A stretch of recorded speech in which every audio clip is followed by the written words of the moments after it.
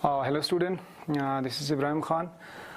तो आज हमारा टॉपिक है ट्रायंगल्स, चैप्टर नंबर 6। तो बच्चों, आप लोगों ने क्लास 9 में पढ़ा है कि ट्रायंगल्स, कॉन्ग्रेंट्स ऑफ ट्रायंगल्स क्या होता है।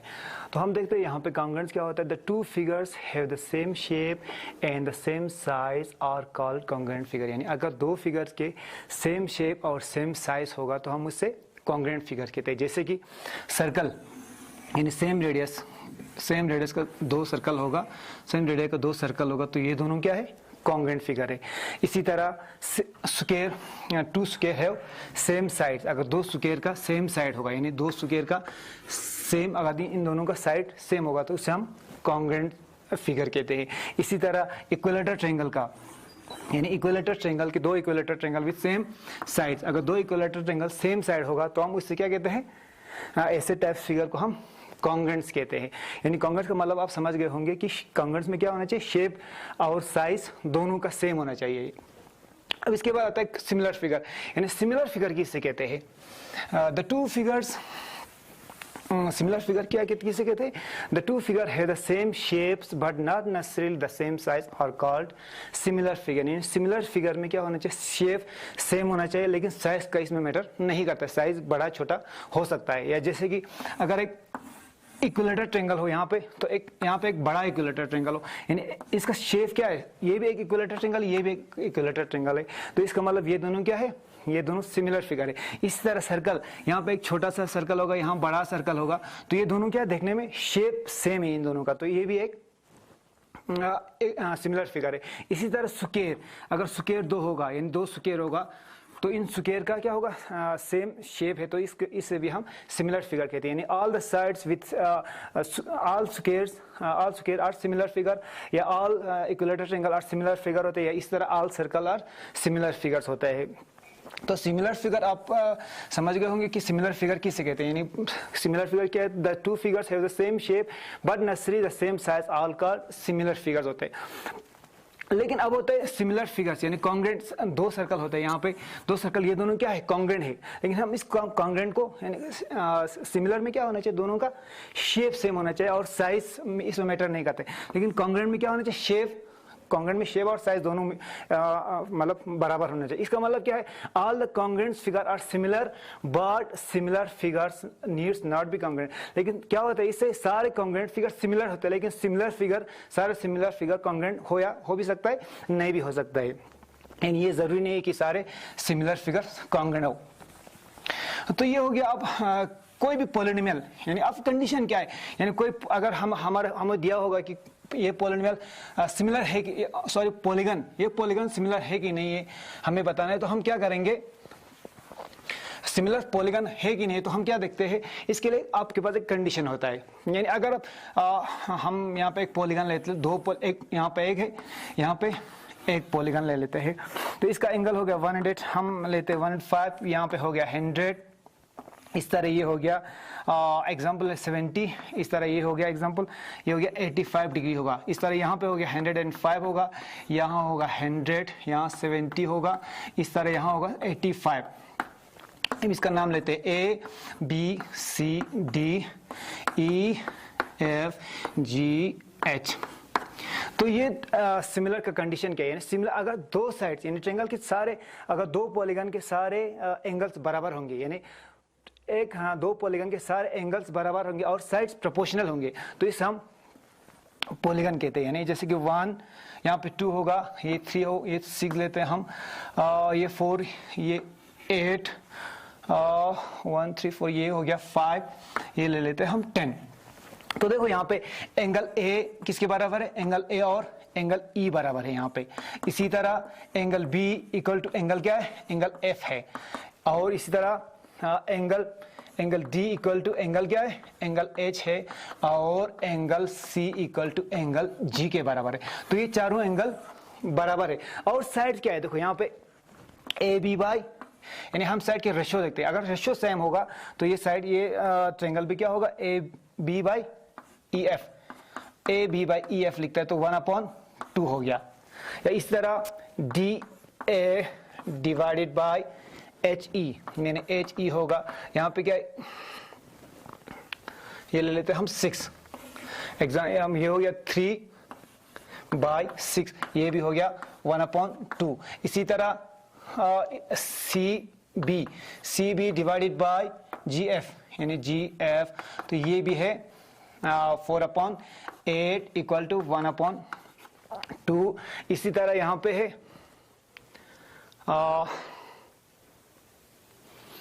इस तरह यहाँ पे हम इसका ले लेते हैं, हम इसका 5 लेते हैं, इसका 10 ले लेते हैं। तो D C divided by H G क्या है यहाँ पे, ये भी है 5/10, तो ये भी आ गया 1:2। इसका मतलब इनका रेशियोज का सारा सेम आ गया। यहाँ पे भी A B by E F 1/2 आ गया, D A by H E 1/2, C B divide by G F भी 1/2 हो गया। इस तरह D C divided by H G ये भी हो गया 1/2। इसका मतलब अगर कोई भी पॉलिनोमियल के यानी चारों एंगल बराबर होता है और साइड का रेशियो सेम होता है, तो हम इस पॉलीगॉन को क्या कहते हैं, सिमिलर फिगर्स कहते हैं। तो अब एक्सरसाइज नंबर 6.1, अब इसी एग्जांपल्स के बेसिस पर, यानी इसी जो हमने अभी तक पढ़ा उसी के बेसिस पर आप 6.1 कर सकता है। तो एक्सरसाइज 6.2 के लिए हम कुछ यहाँ पे कुछ थ्योरम्स करेंगे। हमारे पास कुछ थ्योरम है, वो हम यहाँ पे प्रूफ करेंगे। तो सबसे पहला थ्योरम है बेसिक प्रोपोर्शनलिटी थ्योरम। तो क्या होता है बच्चों, basic proportionality theorem, basic proportionality theorem, या इसको हम थेल्स थ्योरम भी कहते हैं, थेल्स थ्योरम भी कहते हैं। यानी बेसिक प्रोपोर्शनलिटी थ्योरम क्या कहते हैं, यहाँ पे इसका स्टेटमेंट क्या है। ये थ्योरम कहते हैं if a line drawn parallel to, if a line is drawn parallel to the one parallel to one side of triangle, यानी किसी भी ट्रायंगल के एक साइड को हम जब एक line if a line is drawn parallel to one side of a triangle, the triangle to intersect the other triangle, to intersect the other two sides, intersect the other two side at distinct point, at यानी distinct point पर divide करता है। The other two side are divided in the same ratio, यानी क्या करते in the same ratio में divide करता है। तो क्या कहते हैं, if a line is drawn parallel to the one side of a triangle, यानी यहाँ पे एक हम ट्रायंगल ले लेते हैं। यानी ट्रायंगल क्या कहते हैं, हम ABC एक ट्रायंगल लेते हैं। यहाँ पे ABC एक ट्रायंगल है, यानी if a line is drawn to the parallel one sides of a triangle, one side to intersect the other two side at distinct point, यहाँ पे हम पॉइंट लेते हैं। यहाँ पे ये लाइन इसको हम पैरेलल ले लेते हैं, इसका नाम रखते हैं हम D और E। DE हम पैरेलल लेते हैं BC को, तब क्या होगा, यानी point the other two side are divide in the same ratio, यानी ये दो साइड सेम रेशियो में डिवाइड करता है। तो हमें गिवन क्या दिया है, यानी हमें गिवन क्या दिया है इन ट्रायंगल ABC में DE पैरेलल दिया है BC को, DE और BC पैरेलल गिवन दिया है। हमें क्या प्रूफ करना है, यानी हमें प्रूफ क्या करना है, हमें प्रूफ करना है AD, यानी क्या करते हैं, the other two sides divide in the same ratio में, यानी डिवाइड करते हैं। हमें क्या प्रूफ करना है, AD divided by DB equal to AE बाय EC। तो हमें प्रूफ करना है AD divide by DB equal to AE divide by EC। इसके लिए हम कुछ कंस्ट्रक्ट करेंगे। कंस्ट्रक्शन करेंगे। कंस्ट्रक्शन क्या करेंगे, हम करेंगे यहाँ पे इन दोनों को हम ज्वाइन करते हैं, डी सी को ज्वाइन करते हैं और बी ई को ज्वाइन करते हैं। ज्वाइन क्या करते हैं, हम ज्वाइन करते हैं join D C and B E, join D C और बी ई को हम ज्वाइन करते हैं। तो देखो बच्चों यहाँ पे प्रूफ, दो ट्रायंगल आ गया यहाँ पे, हमारे पास आ गया दो ट्रायंगल, यहाँ पे आ गया एक डी बी ई और डी ई सी, दो ट्रायंगल यानी यहाँ डी ई बी और डी ई सी। तो बच्चों आप लोगों ने क्लास 9 में पढ़ा है the triangle have same base and between the same parallel line. Area क्या होता है, एरिया हमेशा बराबर होता है। क्या होता है, एरिया हमेशा बराबर। अगर दो ट्रायंगल का यानी दो ट्रायंगल के सेम बेस यानी बेस एक बेस पर होगा, यानी ये बेस, ये दोनों ट्रायंगल के बीच में एक ही बेसिस है, ये वाला डी ई इस ट्रायंगल के साथ भी है, यानी डी बी ई के साथ भी है, डी ई सी के साथ भी है ये बेस, और डी ई और बी सी ऑलरेडी पैरेलल दिया हुआ है। तो ये दोनों दो पैरेलल के बीच में सेम बेस और between the same parallel line. तो area of triangle D B E किसके बराबर होगा, area of triangle D C E. तो आप लोगों ने क्लास 9 में पढ़ा है ये। तो क्या हो गया, ट्रायंगल कौन सा ट्रायंगल हो गया, triangle D B E equal to हो गया area of triangle D B E equal to area of किसके बराबर हो गया, एरिया ऑफ ट्रायंगल हो गया, area of triangle D E C के बराबर हो गया।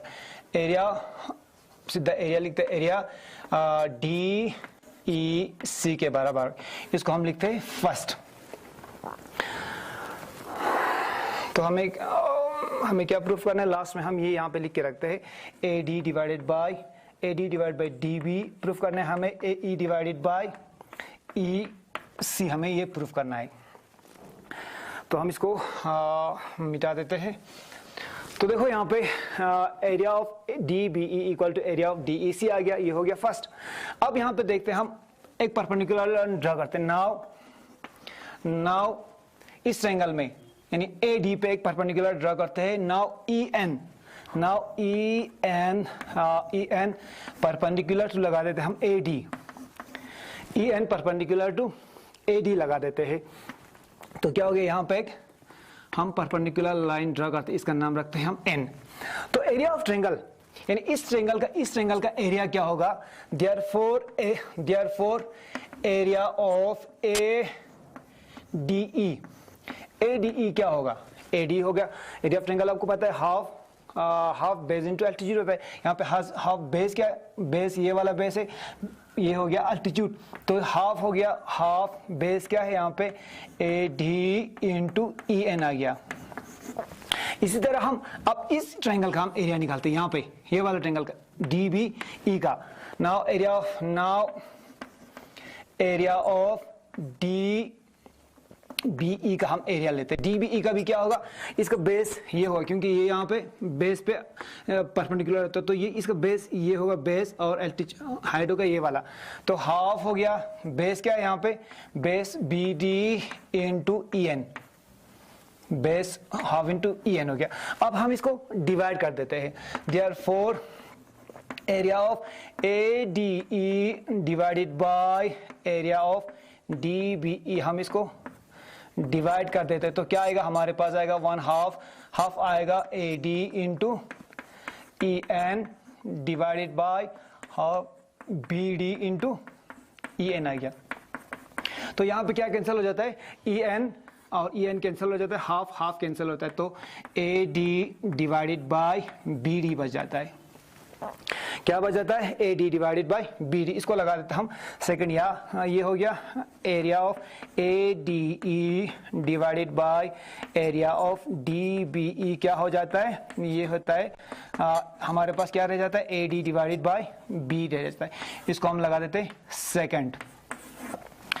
अब इसी तरह हम यहाँ पे आते हैं, इस यहाँ से हम एक एल्टीट्यूड ड्रा करते हैं, यहाँ से हाइट ड्रा करते हैं, इसका नाम रखते हैं हम एफ। नाउ क्या करते हैं हम, now D M perpendicular to हम ए ई लगा देते हैं या ए सी लगा देते हैं। ए ई या ए सी सेम है, तो क्या हो गया यहाँ पे एरिया ऑफ ट्रायंगल, इस ट्रायंगल का एरिया क्या होगा, एरिया ऑफ ए डी ई का एरिया क्या होगा, एरिया ऑफ ए डी होगा। बेस, अब बेस ये वाला बेस हो जाएगा, अब परपेंडिकुलर हमने यहाँ पे या ए ई पे लगाया तो ये हो जाएगा बेस, ए ई हो जाएगा बेस, डी एम हो जाएगा इसका हाइट। तो एरिया ऑफ ट्रायंगल इसका क्या होगा, 1/2 ऑफ ए डी, 1/2 हो जाएगा D M, A E into base into height, A E into D M हो जाएगा, डी एम। इसी तरह अब इस ट्रायंगल का एरिया ले लेते हैं हम, area of triangle, area of किसका ट्रायंगल, यानी सी डी ई का एरिया ऑफ ट्रायंगल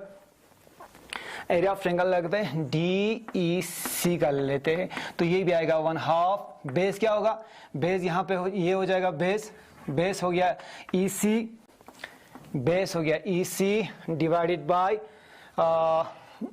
बेस हो गया base E C divided by altitude क्या हो गया ए डी, बेस हो गया ये वाला 1/2 बेस इंटू अल्टीट्यूड, यानी ई सी इंटू क्या हो जाएगा, ई सी इंटू डी एम हो जाएगा, डी। तो हम यहाँ पे भी डिवाइड करते हैं, तो ये हो गया area of A D E divided by area of D E C equal to क्या हो जाएगा, यहाँ पे हाफ रह गया, half into A E into D M divided by हम लगाते हैं हाफ ई सी, हाफ लगाते C E C into D M लगा देते, तो यहाँ पे क्या हो जाएगा, डी एम कैंसिल हो जाएगा, हाफ कैंसिल हो जाएगा, तो क्या बचेगा, area of A D E divided by area of D E C क्या हो जाएगा, डी ई सी हो जाएगा, ए ई डिवाइडेड बाय ई सी, इसको लगा देते हम थर्ड। तो देखो बच्चों यहाँ पे अब हमें हो गया, यहाँ पे A D E divided by D B C है, यहाँ पे A D E divided by D E C है, यहाँ पे डी बी सी है, यहाँ पे डी ई सी है। तो हमारे पास फर्स्ट इक्वेशन में हम क्या है, डी बी ई और डी ई सी दोनों बराबर है, यानी ये और ये दोनों बराबर, यानी बाय इक्वेशन फर्स्ट के जरिए। तो ये जब, तो यहाँ पे क्या ए डी ई डिवाइडेड बाय ये दोनों बराबर है, तो इसका मतलब ये साइड और ये साइड भी बराबर हो जाएगा। तो हम लेते हैं from equation from first second and third ले लेते, तो क्या हो जाएगा बच्चों, यहाँ पे ये दोनों बराबर हो जाएगा। जब फर्स्ट ये ए डी बी ई और डी ई सी, यानी डी बी ई और डी ई सी जब बराबर हो जाएगा, तो ये वाला पोर्शन और ये वाला साइड बराबर हो जाएगा। तो इसका मतलब फ्रॉम फर्स्ट सेकंड, तो ये दोनों बराबर हो, तो इस साइड ये वाला साइड भी बराबर, A D divide by D B, B D equal to A E divided by, therefore क्या हो गया, from first second and third ये हो गया फिर A D divided by D B equal to A E divided by A E divided by E C. तो हमें यही प्रूफ करना था, हैंस ये हो गया प्रूव इट। तो ये हो गया बेसिक प्रोपोर्शनलिटी थ्योरम। तो अब इसी बेसिक प्रोपोर्शनलिटी की थ्योरम पर हम ये एक्सरसाइज 6.2 करेंगे।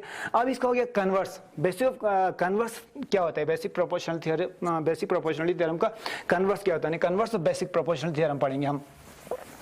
तो कन्वर्स में इसी का रिवर्स होता है, यानी यहाँ पे क्या था, हमें यहाँ पे कन्वर्स में यहाँ पे प्रूफ नहीं करूंगा, आपको सिर्फ ये रिजल्ट याद रखना होगा। Converse of basic proportional theorem, converse of basic proportionality theorem, proportionality